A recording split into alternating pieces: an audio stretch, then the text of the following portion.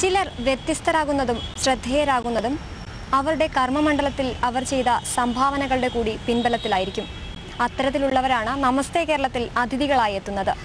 ഇന്നത്തെ അതിഥിയിലേക്ക്.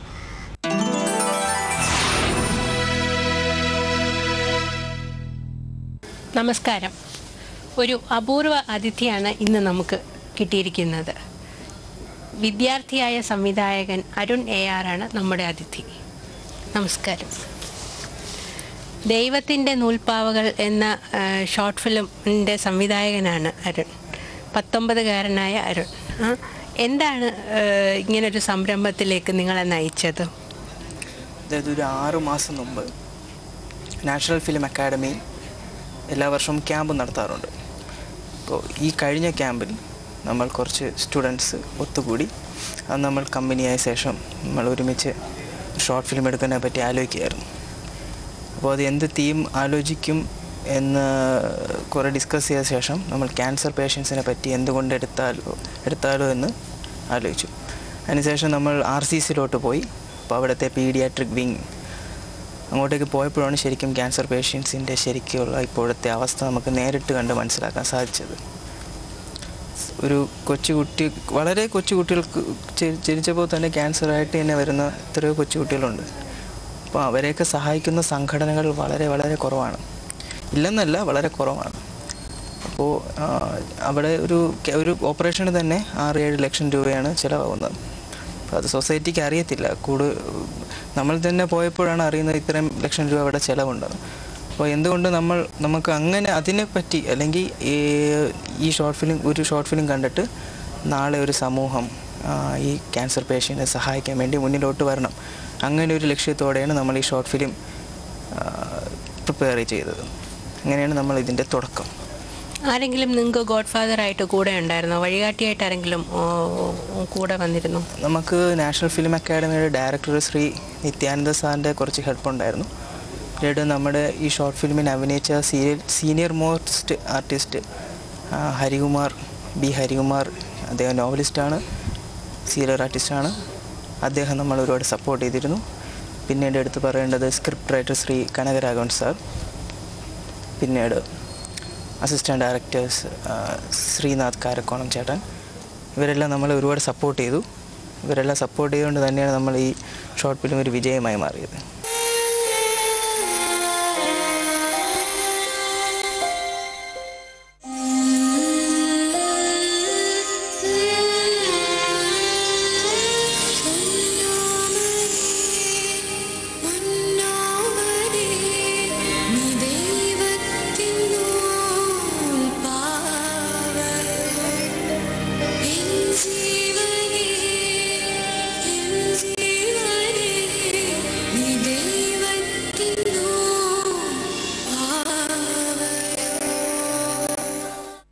ഇതിനു മുൻപ് എന്തെങ്കിലും സംവിധാനം ചെയ്തുള്ള അനുഭവം ഉണ്ടോ അരുണിന്?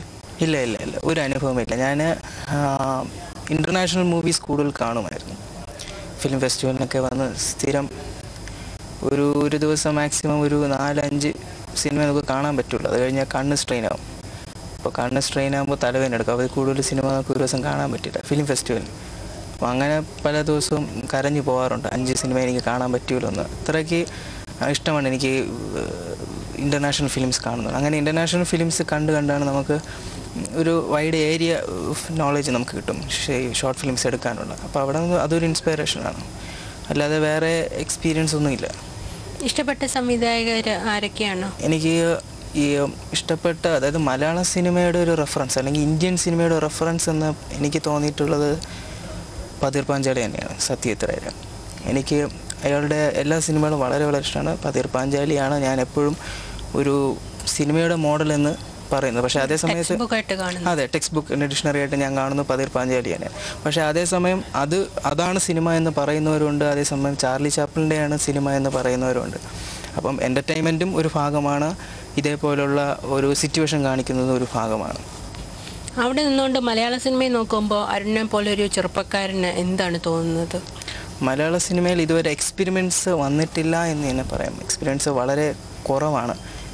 അപ്പോൾ ഇനി അങ്ങോട്ട് നല്ല എക്സ്പെരിമെൻറ്റ്സ് ആയിട്ടുള്ള മൂവീസ് പറഞ്ഞു. ഇപ്പോൾ ട്രെൻഡ് മാറിക്കൊണ്ടിരിക്കുകയാണ്.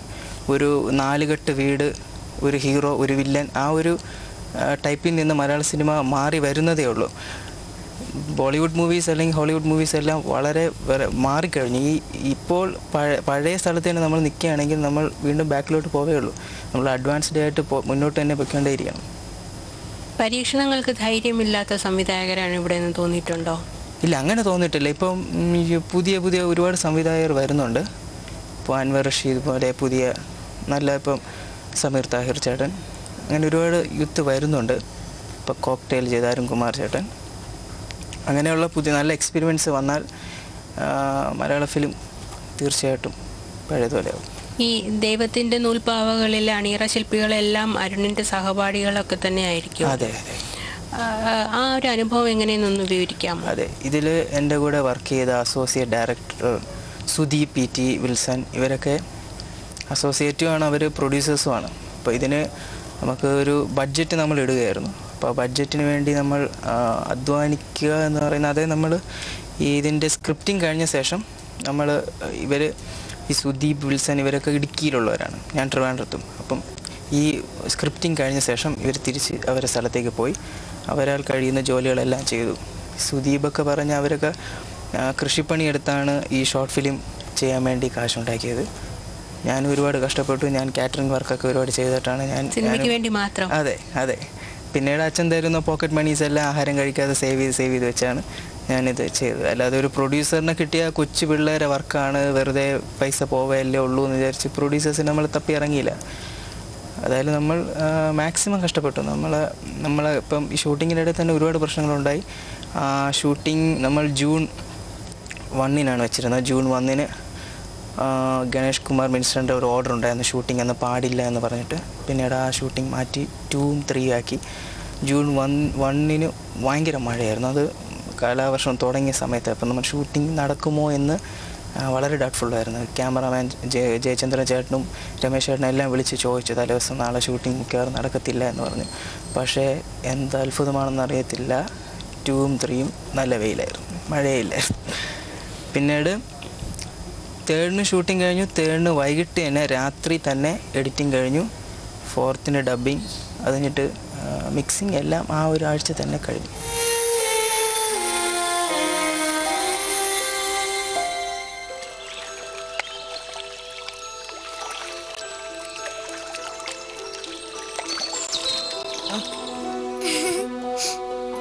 ശേരം പറഞ്ഞു വിട്ടാണല്ലേ? അതെ സർ. ഇരിക്കെ.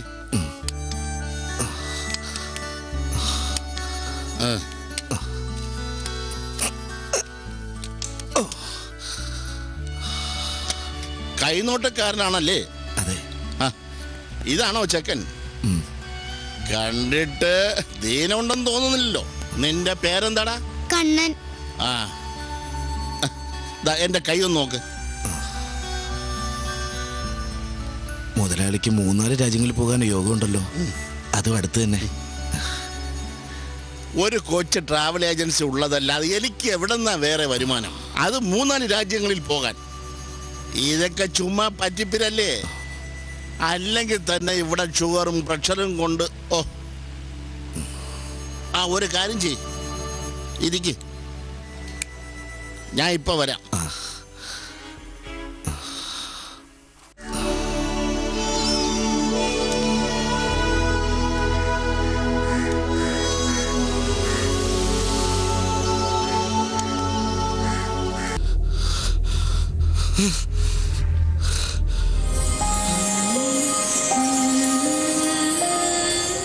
നിങ്ങളെല്ലാവരും 19, 20 അതിൻ്റെ പരിസരത്ത് നിൽക്കുന്നവരാണ്.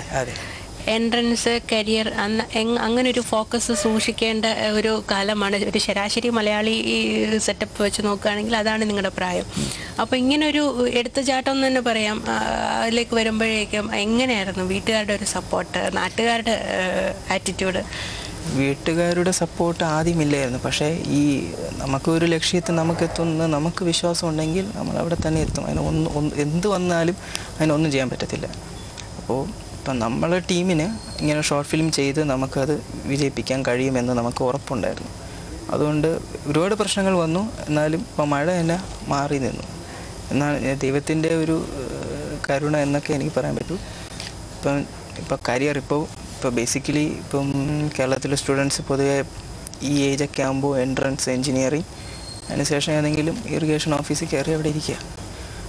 അതേ സമയത്ത് സൊസൈറ്റിയിലോട്ട് ഇറങ്ങി എന്തെങ്കിലും നല്ല കാര്യങ്ങൾ ചെയ്തു കഴിഞ്ഞാൽ നമ്മൾ മരിച്ചു കഴിയുമ്പോൾ നമ്മൾ ആരെങ്കിലുമൊക്കെ ഓർക്കും. അതാണ് എനിക്ക് പറയാനുള്ളത്. ഈ ദൈവത്തിൻ്റെ നൂൽപ്പാവകളിൽ ഈ ക്യാൻസർ എന്ന് പറയുന്ന ഒരു തീം എടുക്കുമ്പോൾ അതിൻ്റെ റിസ്ക് എന്തായിരുന്നു? ഇതിൻ്റെ എൻഡിങ് വളരെ ട്രാജിക്കാണ്. പലപ്പോഴും ചോദിച്ചിട്ടുണ്ട് എന്തിന് ഇങ്ങനെ എൻഡ് ചെയ്യിപ്പിച്ചു, എന്തുകൊണ്ട് നല്ലൊരു പോസിറ്റീവായിട്ട് എൻഡ് ചെയ്തില്ലേ എന്ന് പലരും ചോദിക്കും. അപ്പോൾ എനിക്ക് പറയാനുള്ളതെന്ന് വെച്ചാൽ പോസിറ്റീവായിട്ട് എൻഡ് ചെയ്തിരുന്നെങ്കിൽ പിന്നെ അതിൽ എടുത്തിട്ട് കാര്യമൊന്നുമില്ല. കാരണം ഒരു ക്യാൻസർ പേഷ്യൻ്റ് സിറ്റുവേഷൻ കാണിക്കുന്നു, അവസാനം ആരൊക്കെ വന്ന് സഹായിക്കുന്നു. അപ്പോൾ കാണുന്നവർ വിചാരിക്കുന്നു ഇനി ക്യാൻസർ പേഷ്യൻസിനെ സഹായിക്കാൻ നാട്ടിലെ ആളുകളുണ്ട്, അതുകൊണ്ട് നമ്മൾ ഇനി സഹായിച്ചിട്ട് കാര്യമില്ല, അങ്ങനെയൊക്കെ വിചാരിക്കും. അതുകൊണ്ടാണ് നമ്മൾ ഇതിൻ്റെ എൻഡിങ് നെഗറ്റീവായിട്ട് തന്നെ എടുത്തത്. പിന്നീട് റിസ്ക് എന്ന് പറയുമ്പോൾ നമ്മൾ ഒരുപാട് പ്രാവശ്യം RCC റെഗുലറായിട്ട് പോയി അവിടുത്തെ എല്ലാ ഡോക്ടേഴ്സിനെ കണ്ടു. പിന്നെ കുസുകുമാരി മാഡം RCCയിലെ ഇപ്പോഴത്തെ പീഡിയാട്രിക്കിങ്ങിലെ പ്രൊഫസറാണ്.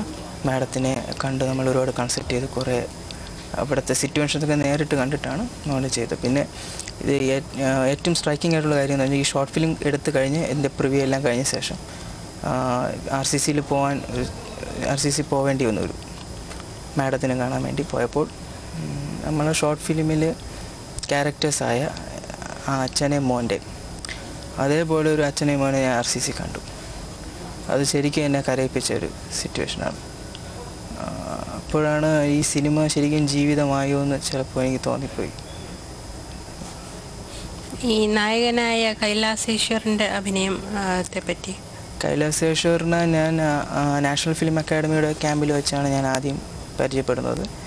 അന്ന് തന്നെ അത് ഒരുപാട് കുട്ടികൾ അതിൽ പങ്കെടുക്കുന്നുണ്ടായിരുന്നു. അപ്പോൾ ആ കുട്ടികളെല്ലാം ആക്ട് ചെയ്തപ്പോൾ കുട്ടികൾ ആ കളി അവരിലുണ്ടായിരുന്നു. പക്ഷേ കൈലാസിന് ആ ഒരു കളിയില്ലായിരുന്നു ഷൂട്ടിംഗ് സമയത്ത്. അതിൻ്റേതായ മെച്യൂരിറ്റിയും പിന്നീട് ആക്ടിങ് ചെയ്യാൻ പോകുന്ന അടുത്ത ഷോട്ടാണ്, അതൊക്കെയാണ് കൈലാഷ് ഡിസ്കസ് ചെയ്യുന്നത്. അപ്പോൾ എനിക്ക് അന്നേ അറിയായിരുന്നു കൈലാഷ് ടാലൻറ്റഡ് ആണ് എന്ന്. അങ്ങനെ വേറെ ഒരുപാട് കുട്ടികളുണ്ടായിരുന്നു. ഞാൻ കൈലാഷിന് മാത്രമാണ് അന്ന് പോയി ഞാൻ ഇങ്ങനെ ഷോർട്ട് ഫിലിം ചെയ്യുന്നു, അതിൽ കൈലാഷ് എന്നെ ചെയ്യണമെന്ന് ഞാൻ അന്ന് പോയി പറയുന്നത്. കാരണം എനിക്ക് ഉറപ്പായിരുന്നു, കാരണം ആ മെച്യൂർഡ് ഇത്ര ചെറുപ്പത്തിലെ ആ ഒരു ഇപ്പോൾ ഷോർട്ട്സ് എടുക്കാൻ പോവുകയാണ്. അപ്പോൾ ഇപ്പോൾ ഷൂട്ടിംഗ് തുടങ്ങാൻ പോകുമ്പോൾ കളിക്കാനൊന്നും മറ്റു കുട്ടികളോട് കളിക്കാനൊന്നും പോകത്തില്ല. ഷൂട്ടിങ്ങിൻ്റെ ആ സെറ്റിൽ തന്നെ എന്താണ് അടുത്ത ഡയലോഗ് എന്ന് ഓർത്തുകൊണ്ട് വളരെ മെച്യൂർഡായിട്ട് നിൽക്കുകയാണ്. അപ്പോൾ എനിക്കറിയായിരുന്നു കൈലാഷ് നല്ല ആക്റ്റീവ് എന്ന്. അങ്ങനെ കൈലാഷിനെ ഫിക്സ് ചെയ്തു. നമ്മൾ വിചാരിച്ചതിനേക്കാളും നല്ലവണ്ണം കൈലാഷ് ആക്ട് ചെയ്തു. അവസാനത്തെ ആ ഷോർട്ട് ഫിലിമിൻ്റെ സീൻസിലൊക്കെ കൈലാഷ് നമ്മൾ പറഞ്ഞു കൊടുക്കുന്നതിനേക്കാളും കൂടുതൽ കൈലാഷിൻ്റെ കയ്യിൽ നിന്ന് തന്നെ അത് ഒരുപക്ഷെ ആ അതുല്യ പ്രതിഭ കൊട്ടാരക്കര ശ്രീധരൻ നായർ കുടുംബത്തിൽ ആയതുകൊണ്ടായിരിക്കും വളരെ നല്ല രീതിയിൽ കൈലാഷ് ആക്ട് ചെയ്തു. അരുണിലേക്ക് തിരിച്ചു വരുമ്പോൾ എന്തൊക്കെയാണ് അരുണിൻ്റെ സ്വപ്നങ്ങൾ? ഞാൻ ഫിലിം ഡയറക്ഷൻ തന്നെയാണ്. അതിപ്പം പെട്ടെന്നൊരു ദിവസം ഒരു സിനിമ കണ്ടിട്ട് എനിക്ക് ചാടി കയറി ഈ ഫിലിം ഡയറക്ടർ ആവണമെന്ന് പറഞ്ഞ് തോന്നിയതല്ല. വളരെ കൊച്ചിലെ ചിലവർ എൻ്റെ അടുത്ത് ചോദിച്ചിട്ടുണ്ട് 19 വയസ്സല്ലേ ആയോളൂ. പക്ഷേ ഞാൻ എൻ്റെ അടുത്ത് പറയുന്നത് 19 വയസ്സായി എന്നാണ് ഞാൻ പറയുന്നത്. കാരണം ഞാൻ ലേറ്റായിപ്പോയി. കാരണം ഞാൻ 8th സ്റ്റാൻഡേർഡിൽ ആദ്യപ്പോഴാണ് ബുക്കിലൂടെ സ്ക്രിപ്റ്റ് എഴുതുന്നത് എങ്ങനെയാണെന്ന് പഠിക്കാനിടയത്. അപ്പോൾ 8ാം ക്ലാസ് എൻ്റെ താല്പര്യം ആ ഫീൽഡിലോട്ട് ആയതുകൊണ്ട് തന്നെ 8ാം ക്ലാസ്സിൽ തന്നെ ആദ്യം സ്ക്രിപ്റ്റ് എഴുതി. പിന്നീട് ഇപ്പോൾ ഒരു 100-120ഓളം സ്ക്രിപ്റ്റ് ഉണ്ട് കയ്യിലുണ്ട്. അതെ.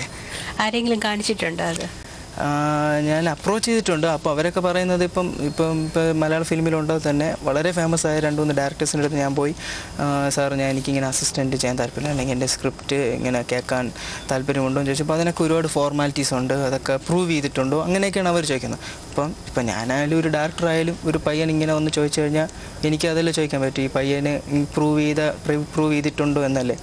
അപ്പം ഞാൻ അന്ന് തീരുമാനിച്ചത് ഇത് പ്രൂവ് ചെയ്ത് കൊടുക്കാം. അപ്പോൾ അതിൻ്റെ ഒരു ഭാഗം കൂടെയാണ് ദൈവത്തിൻ്റെ നൂൽപ്പാവൽ. വീട്ടിൽ അങ്ങനെ ഒരു സിനിമ പശ്ചാത്തലം ഉണ്ടായിരുന്നു? ഇത്രയധികം സിനിമ കാണാൻ പറ്റുന്നൊരു സാഹചര്യം? പിന്നെ എങ്ങനെയാണ്? എൻ്റെ അച്ഛനും അമ്മയും ഗവൺമെൻറ് എംപ്ലോയീസ് ആണ്. അപ്പോൾ എൻ്റെ കുടുംബത്തിൽ ആർക്കും ഈ ഫിലിം ഫീൽഡിലോട്ട് വലിയ ടേസ്റ്റ് ഉള്ളതല്ല. പിന്നീട് എന്നെ സപ്പോർട്ട് ചെയ്തു, മാക്സിമം എന്നെ സപ്പോർട്ട് ചെയ്തു. ഷൂട്ടിംഗ് സമയത്തൊക്കെ എൻ്റെ വർക്ക് ചെയ്ത ബാക്കി എൻ്റെ ഫ്രണ്ട്സ് എല്ലാവരും എൻ്റെ വീട്ടിൽ തന്നെയായിരുന്നു സ്റ്റേ ചെയ്തു. അപ്പോൾ അതിനൊക്കെ എൻ്റെ വീട്ടിൽ നിന്ന് ഫുൾ സപ്പോർട്ടുണ്ടായിരുന്നു. ഇതിൻ്റെ സംവിധായകൻ അരുൺ ആയിരിക്കണം എന്ന് എങ്ങനെയാണ് തീരുമാനിച്ചത്? അത് ഞാൻ കഥ പറഞ്ഞു കഴിഞ്ഞപ്പോൾ തന്നെ ഞാൻ അവരുടെ അടുത്ത് ചോദിച്ചു ആര് ഡയറക്റ്റ് ചെയ്യുന്നു. അപ്പോൾ അവരെല്ലാം ഒരേ വോയിസ് എൻ്റെ പേര് തന്നെ പറഞ്ഞു, നീ ഡയറക്റ്റ് ചെയ്താലേ ശരിയോ. ഞാൻ എന്നെപ്പറ്റി ഞങ്ങൾ പൊക്കി പറയണല്ല, അവർ പറഞ്ഞതാണ്. അടുത്ത സിനിമ ഏതാണ്? അടുത്ത് ഞാനിപ്പോൾ ജേർണലിസം പഠിക്കുകയാണ് മാർ ഇവാനിസ് കോളേജിൽ. ഇപ്പോൾ ഒരുപാട് ഒരുപാട് വർക്ക് മനസ്സിലുണ്ട്. പക്ഷേ അതിനുള്ള സാമ്പത്തികമായ പ്രശ്നങ്ങൾ ഉണ്ട്. അപ്പോൾ അത് നേരത്തെ ദൈവത്തിൻ്റെ നൂൽപ്പാവ ഒരുപാട് പേര് ഷെയർ ചെയ്താണ് ഇട്ടത്. അതേപോലെ തന്നെ ഇപ്പോൾ നമ്മളെ ക്ലാസ്സിലുള്ള എല്ലാവരും കൂടെ ഷെയർ ചെയ്ത് അടുത്ത വർക്ക് അത് വന്നിട്ട് ഈ ഡ്രഗ്സിന് അഗൻസ്റ്റായിട്ട് അല്ലെങ്കിൽ ആൽക്കഹോളിസം അതിന് അഗൻസ്റ്റായിട്ട് ചെയ്യണമെന്നാണ് അടുത്ത പ്ലാൻ ചെയ്യുന്നത്. അതൊക്കെയാണ് അടുത്ത വർക്ക്. ഒരു 3 വർഷം കഴിഞ്ഞിട്ട് ഒരു ഫിലിം പ്രൊഡ്യൂസറിന് കിട്ടും എന്നാണ് വിശ്വസിക്കുന്നത്. ഇപ്പോൾ മലയാള സിനിമയിൽ പുതിയ അത്ഭുതങ്ങളൊന്നും നടക്കുന്നില്ല. അതേ സ്റ്റാറ്റസ് കോ നിലനിർത്തി അങ്ങനെ പോവുകയാണ്. അപ്പോൾ അങ്ങനെയുള്ളൊരു ഇതിൽ നിങ്ങളെപ്പോലുള്ള യുവപ്രതിഭകൾക്കുള്ള ചാൻസ് കൂടുതലാണെന്ന് തോന്നാറുണ്ടോ? അതെ, വളരെ തീർച്ചയായിട്ടും. ഇപ്പോൾ ഒരു ടൈം ഇപ്പോൾ കഴിയുകയാണ്. ഇനി അടുത്ത ടൈമിലോട്ടുള്ള സ്റ്റാർട്ടിങ്ങാണ്. അങ്ങനെ സ്റ്റാർട്ടിങ്ങിൽ പല സിനിമകളും ഫ്ലോപ്പായി പോകാറുണ്ട്. അപ്പോൾ ഇനിയുള്ള പുതിയ യങ്സ്റ്റേഴ്സ് വരണം. അതായത് പുതിയ സ്ക്രിപ്റ്റ് ഇല്ല എന്നുള്ളതാണ് ഇപ്പോഴത്തെ മലയാള ഫിലിമിലെ കുഴപ്പം. അതുകൊണ്ടാണ് പല സിനിമകൾ ഇപ്പോൾ റീമേക്ക് ചെയ്യുന്നത്. സ്ക്രിപ്റ്റ് ഇല്ല. അത് ഇവിടെ ഇപ്പം മലയാള ഫിലിമായാലും ഹിന്ദി ഫിലിമായാലും ഇപ്പോൾ നല്ല നല്ല സ്ക്രിപ്റ്റ് വരണം. എത്ര നല്ല ആക്ടേഴ്സ് വന്നാലും എത്ര നല്ല ടെക്നീഷ്യൻസ് വന്നാലും സ്ക്രിപ്റ്റാണ് ഇതിൻ്റെ ബേസിക്. അത് മനസ്സിലാക്കി നല്ല നല്ല സ്ക്രിപ്റ്റ് വരണം, നല്ല നല്ല തോട്ട്സ് വരണം. പതേർ പാഞ്ചാലിയെ കുറിച്ച് പറഞ്ഞു അരുൺ. ലോക സിനിമയിൽ അങ്ങനെ അരുണിനെ മോഹിപ്പിച്ചൊരു സിനിമ എന്ന് പറയാൻ ഏതെങ്കിലും ഒന്ന് ഉണ്ടാവും? ഉണ്ട്. കളേഴ്സ് ഓഫ് പാരഡൈസ് ഉണ്ട്. പിന്നീട് കിം കി ഡോക്കിൻ്റെ 3 Iron.